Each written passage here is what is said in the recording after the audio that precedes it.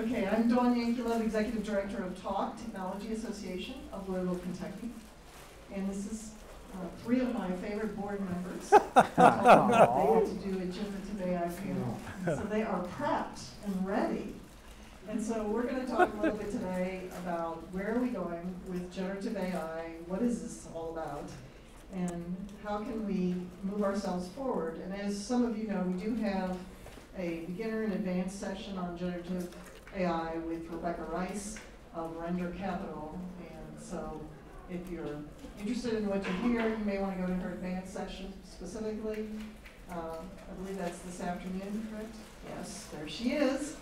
So she can take you through some of the real world. We're going to have this nice dialogue about the big picture today.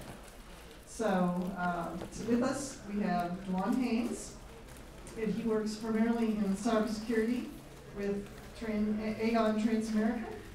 We have Brock Jameson, who works in infrastructure, IT infrastructure with Dean Jordan. And then we have Eric Satterley, who is CIO of Bellarmine University. And so we're going to start off with some very simple questions. What is generative AI? Oh man, for me it's a whole bunch of... No, he's mic'd up. I can talk louder. Can you talk louder? Yeah. For me it's a whole bunch of data and what you want to do with it and what you expect to get out of it at the end. I think there's a lot of concerns about what people can do with it. I think, ChatGPT and everybody, gets all kind of enamored with that. There's a lot of risk with that. But for me, Don got this completely wrong. I'm really here to learn from you guys. Just simply because, there's nothing kind of mature in this space yet. There's not somebody telling you you're doing it right or wrong yet. There's plenty of people going to tell you you're doing it wrong to sell you something. But I'm really interested to hear your questions as well. Yes, all right. Well, Brock, did you want to make any comments? Like, for example, can't we use generative AI for coding? What else can we use it for? Yeah, I mean, you can use it for a lot of different things. For instance, I'm more on the sales account management side. I use it to help speed up the email process. It's very easy to have it spit out some info on a certain topic that I want to send out to a group of people or a single person, and then go back in and edit it and send it on its way. So it still requires that editing phase or evaluation, but absolutely. But I would say I agree with the one. I mean, it's more so, multiple data models that you're putting into use and putting into practical use. So, yes. And you brought up a good question about coding, because we talked about this briefly. Samsung decided to allow it to do some coding too, right? Mm-hmm. And they released all their source code, so I don't know how that's still working for them now. So that's the problem. Doesn't take much. Whatever data you're feeding these systems, then it's learning, and it takes the data. So if you have proprietary data for your company, this is not a place to just start putting in all the data and hoping it's going to turn it into some nice paragraph form, because now you've given away all of the trade secrets, all of the interesting information. Of course, on the education side, we're going to spend some time on education. But I want Eric to just do some opening comments here on where do you think, from your role in education, where generative AI may have value? You had said we wouldn't spend time on this, so that's how it goes with Don sometimes. But I mean, just back on that, like, what is generative AI? Like, generative AI is this artificial intelligence that can create new things.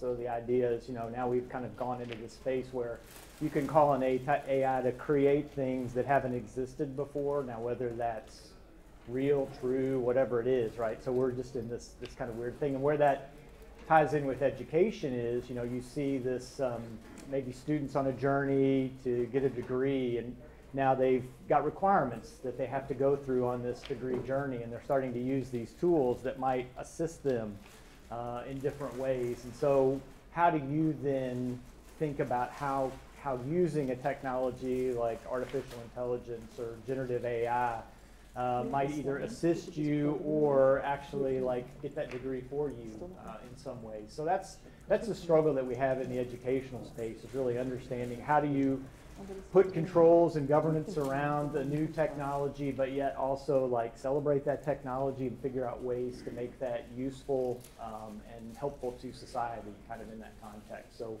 we'll kind of pull on those threads as we go through this panel as well. Yeah.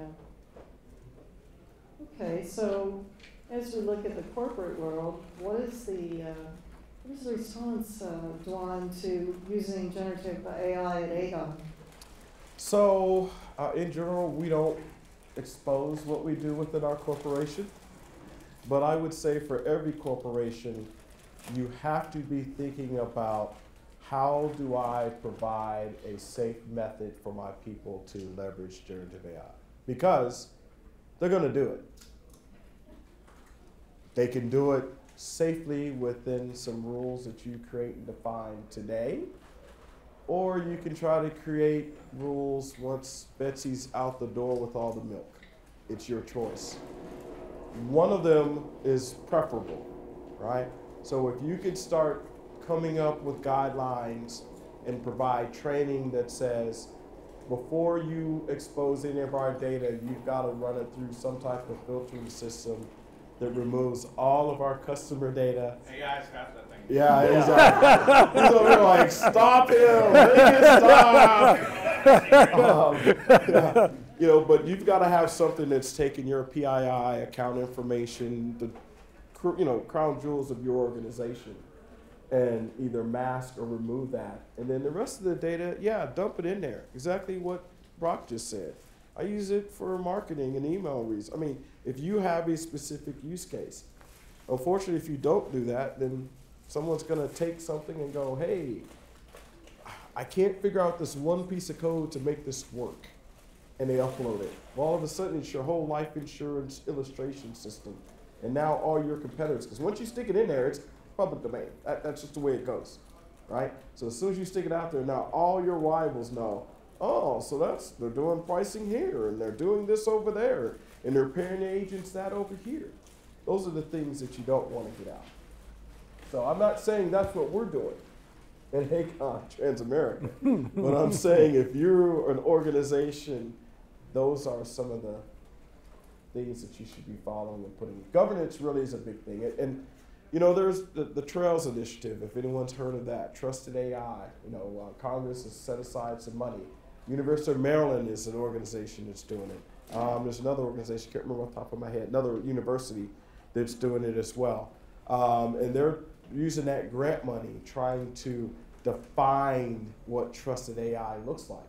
Now, initially, it looks like it went to a bunch of educational, institutions. But corporate, we have the same challenges, right? So we don't want something that just comes out from an academia perspective. We need something that covers or has a framework for everybody. So that's what I would say. Yeah, and so at Dean Dorton, it's, we kind of have a technology side and an accounting side, and, more so on the tech side, we do have strict governance and compliance, but it hasn't come up as strictly as what Dewan is doing there. I'm kind of fascinated by that, actually. I do think that there is some common sense, of course, that you shouldn't put proprietary info out on the internet anyway.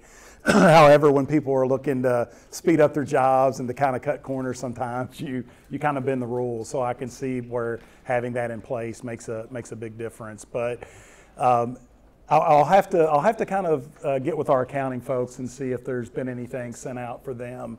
Again, I know they're under the strictest governance as well, so I can't imagine they're dumping anything out there that shouldn't be on the internet. So. And policies that you're looking at Bellarmine for students, are there policies yet, or is it still very early? Everybody with straight A's. I mean, since AI, right? Everybody's got a 4.0. It's great. So retention's amazing, and yeah, it's great success rate. At a university, right? We've got a little bit of everything. So we do operate a business. So there's everything that you all have, maybe on different scale, but there's the business operation. But that's not really our product, right? Our product's education, and so there's all the knowledge of humankind is available to us on the internet, right? The thing that a university does, chemistry is chemistry at these different universities you go to. So the value and advantage of a university is how do you structure that knowledge for learning, right? So it's interesting when you start to think, where can AI maybe come to help faculty figure out the optimal way to sequence and deliver material that's actually effective And then when you think about these faculty members that you have that have PhDs and very esteemed degrees in different areas, it's probably not in artificial intelligence. So they're very smart people in a specific domain, but I think one interesting, quirk of very smart people is nobody wants to look dumb. So sometimes people that are very educated in a specific PhD domain, they might not want to dabble in things that could expose them a little bit. So we always do kind of struggle with different faculty members that are somewhat very advanced and early adopters of new technology like AI, and some that are a little more recalcitrant to that. And so you've got this wide range, and then depending on your students might have some faculty that are early adopters of things and some that are less so.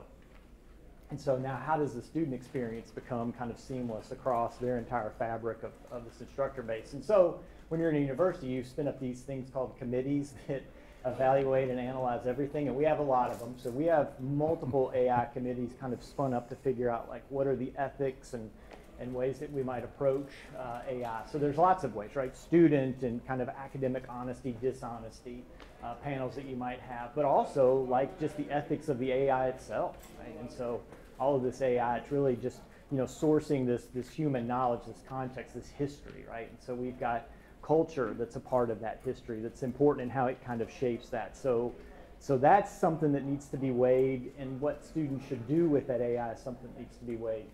The faculty members that I think kind of hitting it on the head are really adopting it are saying, okay, look, I recognize that this is going to be a challenge. It's going to be a challenge to figure out who's using this in inappropriate ways and who might not be. But what if I try to democratize this for all the students and just put out, like in my syllabus, hey, here are the AI tools you ought to use. Let's put everybody on the same playing field and say, these are the things, these are the free things that you can use, you can have access to, and now let's try to let everybody have it. So it's not just the people that are maybe technically sophisticated or know how to get to some of the tools and can kind of wrangle that better, and then they're going to do better because they've got automated assistants that are helping them get through the class. But now everybody's got access to that. So now how do I, as the instructor, have to figure out how to change my pedagogy to really suss out who's using this or who's learning the material or just parroting back things that they're getting from the AI. So I think that's where we need to be in education is just people are using the tools. Let's recognize that. So let's shift the modality of our classrooms around a little bit and recognize you're going to do these things. But now, so you've got a student, they've delivered prompts to the AI and they've come back with something. Well, now let's start to make sure, have we given that same prompt to multiple types of AI systems, these different generative systems? Now, they're coming back with different things. What makes sense? Like, how do we, apply reason to that? So that's where I think it's hopeful, or where we could go, and that's where it's cool. Like a school like Bellarmine, it's got that liberal arts angle on this, like sort of that aspect of it. I think is a great exploration in where we are right now. Yeah. So I want to just ask the audience real quickly, how many of you have played with an AI tool, whether it was ChatGPT or one of these other tools? There's over 500 tools out there. Whoa. So this is amazing. All right, so I'm curious. Oh, did y'all Hey. find anything about me out there? I just wanna, something I should know? No? All right. All right, the other question I have for you is how many of you have dealt with what I call confabulations, where the information wasn't quite correct or it caused you a problem because you thought it was something else? So yeah, just give us your story real quick. Well, we were doing a little demo yesterday, and from a confabulation standpoint, there was a realtor in the audience, and she wanted to write a marketing description for a property. So it just literally made up details about this property that don't exist. I mean, Exactly. Make stuff up. 6,098 square feet, all kinds of stuff that had nothing to do with the actual property in question. I bet it's so low. Yeah, exactly. With Bitcoin. Yeah. Yes, well, and then, the first time I ever touched ChatGPT, I asked it to, we did at a lunch. Remember we had a board meeting and someone said, oh, let's do a bio for Dawn Yankila. Well, I have probably at least 12 bios out on the web. And it said that I graduated from Harvard and I went to Western Kentucky University, which of course U of L would be very upset to learn that. So yes, you really have to spend a little time with whatever you're asking it to come up with in content. Does anybody else have an interesting story on what they've seen in the content side or even on the coding side where it was like not quite what you wanted or whatnot? I'm just curious. But before we leave that topic, there is an open lawsuit against, what's it, OpenAI, about the gentleman. They published something about him, and the lady published, I think it was the lady, published the article, and he's like, I didn't do any, I think he was accused of murder or something in it. Oh my God. And so he had to. Yes. And then a lawyer used, I think you mentioned last time, I guess some work in the court case, and it was all made up. And I believe he got disbarred after the fact. So he used it all, and it was all incorrect. He just trusted it. But it was there for me to use. Yeah, it kind of reminds me a little bit of Wikipedia when it first came out, and how everybody just trusted it whole cloth, and then you started finding out that it wasn't right. And I know now it can still not be exactly right, but it seems to have kind of made it to the other side, and it's more right than not now. So. Well, and so I put together this little slide that you can see August 21st, so just a few days ago. There are starting to be articles about it, is this whole generative AI boom going to crash and burn because of the issues we're talking about today? And, there's a lot of dialogue out there, but the answer to that, I think, lies in the money, right? So if $15.2 billion have been already invested since the beginning of 2023 in generative AI, there's probably no way that we can say it's going to completely crash and burn, right? There's going to be iterations, and we already have all the big players involved, Microsoft and IBM and so forth. They're all coming out with their own generative AI tools, Google Bard, et cetera. And so I think one of the bigger issues is the lack of AI policy within government and the false information, but also the inability to reliably interface with other tools, which will be coming soon. And so there's another slide, if you could push us forward once. I just want to put this up here, and we'll have a little dialogue about, when will this technology really, come to fruition where it's most useful. And let's get some commentary from our panel here, starting with Eric, on, what types of things do you think we'll see just in general in business in the next, say, 2 years? But then after that, what are some of the types of things you think might really take off? It's tough. We've really had this assistance or AI kind of capabilities for so long, and autocomplete and things, or where referential things in Microsoft Excel that are fantastic. Clippy, I mean, life-changing, and they went away. It's so much, and it comes at you so fast, and we get it, especially in this initial phase of a hype cycle. You get this FOMO. We've all got the fear of missing out. We're going to be late to this. But we'll go through kind of this curve where things will settle out a little bit, and new pieces will come in, because some of these successes will breed new ambitions for us as we start to go along this cycle. But there is a lot of power in it, and we were just talking about some of those stories. I had a colleague that was doing program research, just kind of comparing some program offerings that we had at Bellarmine to other schools, and so he used generative AI to do this and put in some prompts and got back he was like, this saved me a week. I got back this amazing work, and he took it and he built this whole slide deck with what he got back. And then the day before he was giving that presentation, he went to click on one of those links and found out that it was all fictitious. Everything else, and then he starts digging deeper, and it was all wrong, and it was just, And so, but it's interesting, right? Because I think about that on multiple layers. Here was this epic fail of what wasn't truth, but yet for that week of time, it made him feel really good. And so it's just this thing of what is the truth? It gets back to the Matrix to me. It's the red pill, blue pill thing. I know this isn't real, but man, this steak tastes great. And I think we're in some of that. We trick ourselves into the search results we get back. You were talking about Wikipedia, and maybe things were true or not true. And so I do think we're in this really interesting space where we're trying to figure out what is the truth, and especially where AI is going to be problematic for society, like deep fakes and things we really haven't pulled on a lot. Yeah, but exactly. How it can be so convincing, and we're convinced, and I think we're going to have to kind of figure out what where do we want to be as humankind, into what just feels good versus really fighting through what is truth. And those are going to be the tougher things, because I guess I'm positing that maybe we just tend to check out of when it feels good, that's enough. But at it's going to present challenges for us in that space. Yeah. And well, I know Dean Dorn is doing some consulting already in some of the AI areas. What are you seeing as what are people most interested in, like really thinking through? Yeah, so our approach is more so just seeing how it can help the individual in their job role. You know, we're not looking to replace anybody's job or anything like that, but kind of as Eric said, to me, it's going to be a tool like the internet. And, you know, I can't imagine anybody doing their job today without the internet or thinking what it would be like. I know there's some of us here maybe that can do that. But, you know, for the most part, we just see it as an aid. And what we're doing is we're evaluating each step in their process. You know, we work with a client that's got real estate and golf courses and restaurants and car dealerships, and we're really evaluating individually how can they use it in each specific aspect of those jobs. Yeah. Well, and of course, Dwan, since you work in cybersecurity, I was curious on this board here. It talks about generative cybersecurity and cybersecurity mesh architecture down the road. We're looking at 10 years plus for that. But doesn't cybersecurity also have to start looking at AI as how we integrate and what are we going to do? Yeah, and I would say from an extent, AI has kind of been part of, and you might sometimes say machine learning is, maybe it's the precursor to that, has been leveraging that for quite a while, discovering patterns and collecting data to make decisions.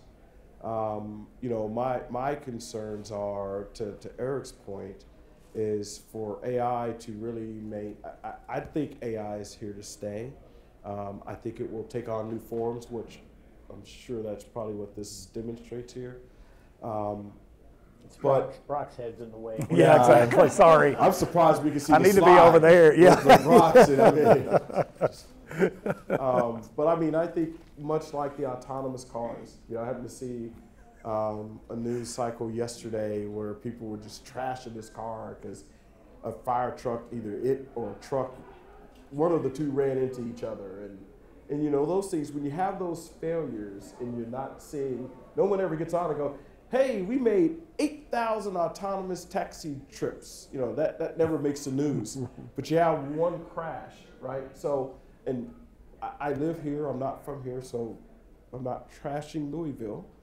But when I was out of town, all I heard about over and over again was there's a shortage of bus drivers and teachers and everything else. And before they made that statement around the city I was in, they all led off with, and guess what happened in Louisville? And I mean, I think it's fair to bring that up, but they also left out the part that the routes that were set up were AI. They used AI to generate those routes. And nobody said not one word about, you can tell me a car ran into something, but you can't tell me that AI. So I think we're gonna have to see, to your point, I think the hardest thing, at least for me, trying to write something or to start something, is to start it. If I could feed some data in and have it give me a skeleton to work from, yeah, I'm happy as heck because I'm not sitting there spending 2 days trying to figure out what outline I'm going to put this in. It just gave it to me. Now the question is, do I now spend more time validating every single piece of data that went into that model of the output it gave me? And if I do that and I start out the first day and 75% of it's already false, how long does it take me in my brain to re-engage, to start from scratch, knowing I only have 3 days left, when if I'd have started this 3 days ago, I might have already been done and in a better place. So I think we need to see some wins from AI. Now on the cybersecurity side, I'll just tell you, it scares me from the perspective of, now, I've always said, if I go on to LinkedIn and I want to attack your company, I'm going to find out. I'm going to find out how to attack you. Everybody's got an Oracle certification. Everybody's got a Linux. All that's out there on every employee. So unless you're savvy enough to have all your people spoof their LinkedIn information, I'm probably getting into your organization when I come knocking, right? All this stuff's being mined already. How much faster does that happen now with AI? It's now being able to say, oh, well, I noticed DeJuan goes on vacation in these months. Look at all his pictures on Facebook, which I don't do. I'm just using this for example, right? Look, he's tweeting. Look at his location. Now's the, so I think a lot of, I talked last time at Cyber Summit that the way we approach providing information to our SOC is we go and take the collection of all the events that we detect across the infrastructure and across applications, and then we go in and we assign risk scoring to it. I don't make a SOC analyst look at every specific piece of information, try to figure out the time zone change because we're global. We do all of that and say, hey, these 3 things you might want to look at now. These have a lower risk assessment you've got time to do. Mm-hmm. Those are the things AI is going to make a lot faster for us. But unfortunately, it's also going to make it a lot faster for the attackers. Right. Just think if an attacker was able to go out and somehow find that you were susceptible to a breach because you don't patch your boxes, your Microsoft servers, on a routine basis. Guess what I'm doing? I'm coming in maybe 2 months before the next set of patches comes out. Because if I can get persistence there, yes sir, go ahead. Just think how many more companies would be affected if AI is popular as now, like back in the for day vulnerabilities. Oh my gosh, yeah. Like every company would be affected. Absolutely, absolutely. So I mean, those, again, some of this, we didn't really mention the term, but data governance you've got to have your data classified. You got to know where your data, that's the biggest challenge. If you don't know where your data is, it's kind of hard. Do you have a question? What comment? No, I just have a point. Yeah. That you raise a good point. We all talk about the buzzwords in AI and AI this, AI that. But at the bottom of it, it's your data that is actually governed properly. It stays there. It is looked at properly. And because buzzwords are always there. Yeah. And then the other topic that I want to mention is the ethics in AI. Right? Just how we have the World Wide Web, but then there's a black side. Right? It's completely something that you don't even realize on a daily basis that's out there. Yes. Right? And that's exactly what's going to happen with AI eventually, right? But then looking at what's going on throughout the world and even with the Fed, is people are not going out and trying to make something around these big companies, organizations, that is non-ethical. Absolutely. And that's a point. We're still not doing the basics we've been asked to do for decades, right? We're still not even, by now we should at our organizations have at least said, hey, don't believe in the fear, uncertainty, and doubt, the FUD around AI. Let's start having a conversation in your organization now. Here's a training session. Let's walk through what it is. Don't let the news tell you that Arnold is coming.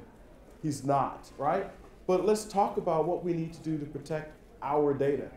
Because at the end of the day, if you lose your data, you lose your market position, you lose your reputation, and eventually you lose your job. So if you don't have an invested interest in protecting your data, then you don't have a vested interest in protecting yourself. And that's what it equates to. I wanted to have Eric jump in a little bit about some of the tools we expect to see down the line here, like Microsoft Copilot, some of the things that are out there sort of beginning to touch on us. I, for one, welcome our robot overlords. Johan thinks Arnold's not coming. He's out. He's coming. We talk about like tools that are coming and different things, but I think one of the challenges is like we could all sit here and on a very intellectual level agree that we're not giving data governance the nod it needs in organizations. But I think the problem is when rubber hits the road, there's just not capacity. I think probably most organizations that are represented here are thin. So we're small. You're trying to get through the day. Brock's, he's trying to churn through numbers, man. And he's using AI just to get, but it is tough because that's really what we're held accountable for. And then these new things come at us, and how do you ingest those? How do you build the right governance structures? Because you're right, and then it's like everybody wants insurance like after the incident happens. So it's really hard to how many amounts of effort do you have to spend into all these new initiatives. But I do think that's when it becomes useful that companies that you work with, like a Microsoft or something like a Copilot that's coming, that can make it very reasonable to put it in the tools that you use. So something like, Microsoft obviously very invested in OpenAI. That was a big bet for them to let's try to be, in the front on some of this AI stuff. So having tools that can help you, complete software, develop things faster, that's really powerful. If you're on the development side, because like from the business point of view, like you need this tool to do the thing the business needs. You're not necessarily worried about the technical implementation or details.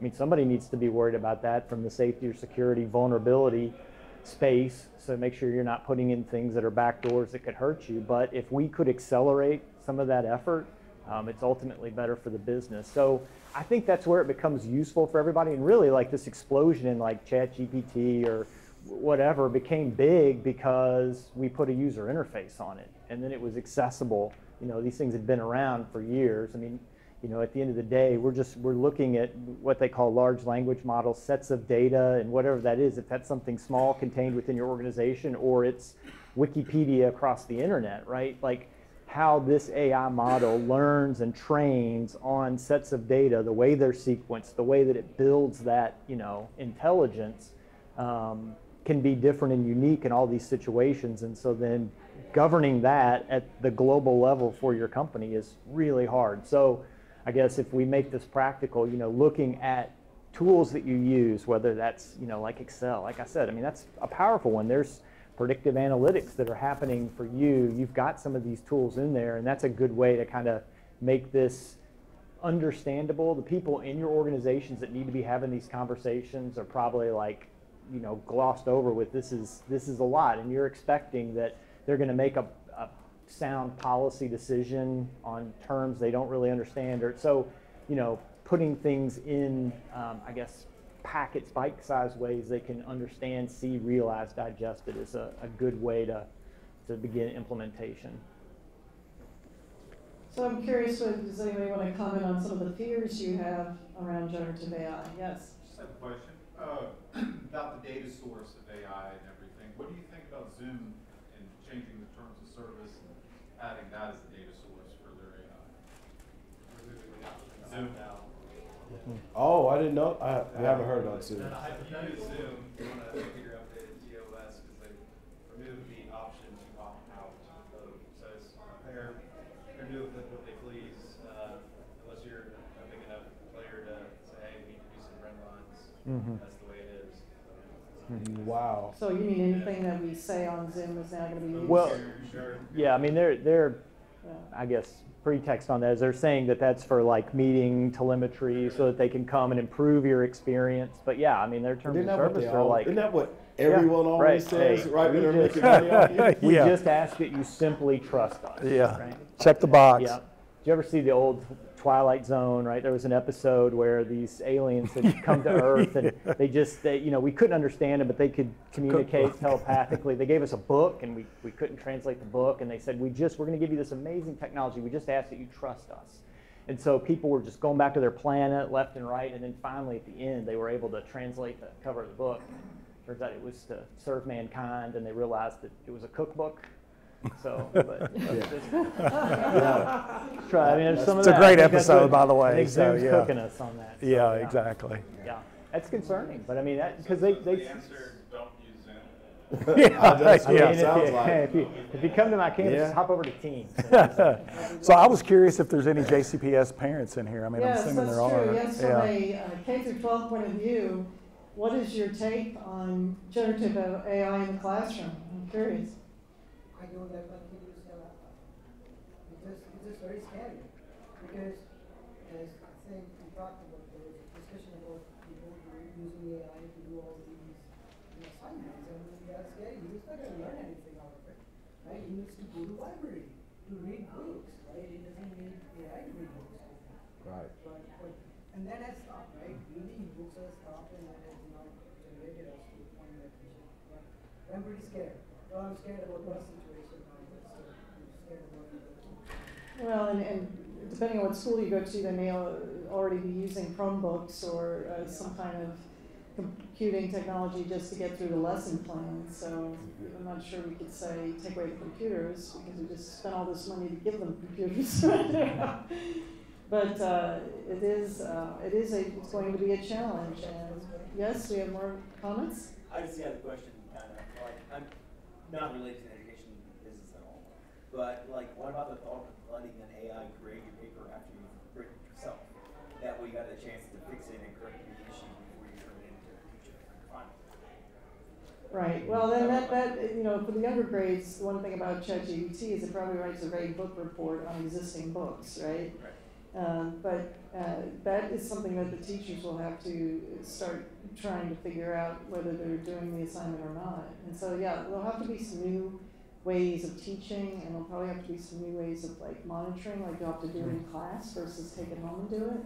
Yeah, I don't know. Do we have any teachers in the room? Yeah, that's a interested? concept. I mean, like the flipped classroom pedagogy, where it's like you do this work at home, but when you come to the class, this is when we do the test, or I really try to determine if you know this. But it's interesting. I've listened to some different podcasts with professors at other schools talking about like their experience with AI, and students that have written papers and come back, and they're like, some of these students that are cheating, it's like, oh, come on, there's no way you did this. Like, That's what I was going to ask you. like Can the you go level- in and say, write this for me as a Right. 5th grader? Yeah, and then Because if I students. run it through Word, I'll Yeah. go grade level, and it will go, that's Well, that's doctoral. it. Students are then taking that work and like making grammatical mistakes all through it just to try to like, so there's, and you just think if you just would put this effort into doing the work, right? Yeah.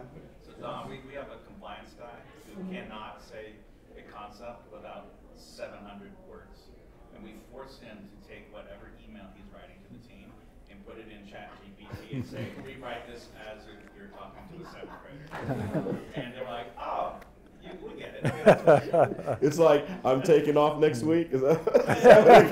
Like, give me a checklist of things you need. Don't explain what they. So we're using it to understand compliance and lawyers. Bless their hearts. So. Are you doing that in isolate? You have your own AI sandbox, or Oh no, but he's using VAR, and I'm like, it's okay because it's literally not important what he's saying. It's just we can't get by the fact that it's not important because it's just so verbose and his compliance works, right? Yeah. Right. Doing the right job. Do you guys have any experience with like 2021 GBT, like on GitHub and creating a cold storage isolated from the internet sort of situation? I haven't. I personally have not. I think it's not nearly as competent, but man, it would be great just answering questionnaires or this knowledge base referencing. So we've done some of that when we've worked with lawyers, when we've spun up actual private stuff to not deal with all of the share your trade secrets with the world. Right. And the problem that we've been having is the training of the new AI in the new closed system. Didn't Stanford ask an AI to be trained by ChatGPT and reproduce ChatGPT in like a week or so? Yeah, I think they did that. Yes, it is crazy. But that's a fair point that you guys just had. I guarantee you people are sitting in here going, how in the heck do I do X, Y, Z? This is a prime opportunity that if you don't know somebody, to have a conversation like those two examples, that if you're like, hey, we really want to do this in our organization, we want to do it in a safe way, an isolated way. That's what I'm talking about next. All right. You lead in Well, there. That's great. no more from me on you. I did not pay him to say that. All right. Well, so but make But those we are connections. open Yeah. to that. At her hourly rate. Yeah. Yes. Well, Liz, we've given you a lot to think about, so you could take a moment and talk to someone next to you about this, or you could take the 10 minutes and go out and talk to one of our trade show people. You have one more question? Or? Yeah, I just wanted, because you said you had, or someone said you had a consulting business for AI. Yes. How are you training your individuals? Because AI is such a, like a hot word right now. So how are you training your individuals to consult with other companies? Because I mean, what what I've seen in the past is like people are just, you know, general tech people and they're like, oh yeah, well I know AI because I read one article. Yeah. Like, what training are y'all doing? Yeah, so actually we really kind of use the tip of the spear on our data and AI team. So we have one individual who actually spoke at the last meeting, and he's kind of the lead on that. So that would probably be a better question for him, but I know that it's not spread out among a group of people, and he's the lead on that. So yeah, I mean, I could definitely get you in touch with him if you want to learn more about that, or if anybody in here is interested in exploring that, so I can get you in touch with him. But I don't have a perfect answer for that, but yeah. Just ask ChatGPT. How about Yeah. But that's a very good question, and you're exactly right, because yeah, 100%. Yes, And most I will- people are teaching right now AI, generative AI, or self-taught, or they just have an interesting They idea. watched a couple YouTube videos.